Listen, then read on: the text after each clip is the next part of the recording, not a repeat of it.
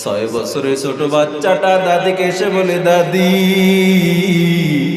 সবাই দেখেন বাবার সাথে ঈদে যায়, আমি ঈদগাহে কি যাব না, বাবা কি আসবে না?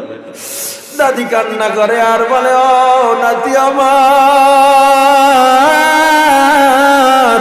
একটু অপেক্ষা করো, চলে আসবে, অপেক্ষা করো। কোনো খবর নাই। হঠাৎ করে একটা অপরিচিত নাম্বার থেকে বাবার ফোন দিয়া বলে, ও বাবা তোমার নাম কি? অমুক। বলে, হ্যাঁ। ওরে বাবা তুমি এখনো বাসায় কি করো? তোমার সন্তান লঞ্চ ডুবে সাদা কাপড়ের প্যাকেট হয়ে গেছে, জলদি আসো।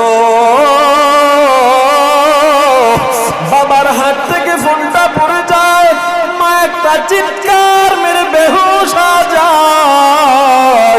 ছোট বাচ্চাটা কিছু বুঝে না, মায়ের কাছে দৌড়ায়, দাদির কাছে দৌড়ায় আর বলে, কি হয়েছে মা গো? বাবা এখনো কেন আসে না? বাবা পাগলের মতো লঞ্চ ঘাটের দিকে দৌড়ায়। লঞ্চ ঘাটে গিয়া দেখে সন্তানের হাতে এখনো বাজারের ব্যাগ। সন্তান আর কথা বলে না, বাবা কান্দে আর বলে, সন্তান তুই তো ঈদের বাজার আমার দিতে আসছিস, এমন ঈদের বাজার আমি বাবা চাই। অ্যাম্বুলেন্সে করে সন্তানকে নিয়ে বাবা যখন রওনা দেয়, বাড়ির উঠানে যখন অ্যাম্বুলেন্সের আওয়াজ, মা পাগলের মতো অ্যাম্বুলেন্সের দিকে দৌড় দিছে। ছোট বাচ্চাটা মনে করছে তার বাবা চলে আসছে, ঈদের ময়দানে যাবে, ঈদগাহে যাবে, বাচ্চাটাও দৌড় দিছে। মা অ্যাম্বুলেন্সের কাছে গিয়া বেহুশ হয়ে যায়, তাকে ঘরের মধ্যে নিয়ে যাওয়া হয়। ছোট বাচ্চাটাও পিছনে পিছনে দৌড়ে অ্যাম্বুলেন্সের ভিতরে উঠে গেছে, গিয়া দেখে বাবা ঘুমায়।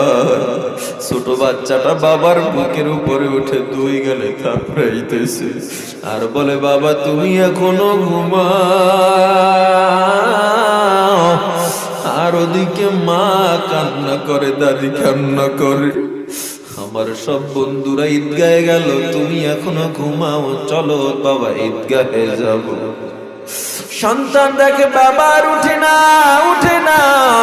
এবার বাবার দুই গালে চুমুকে আর বলে, বাবা গো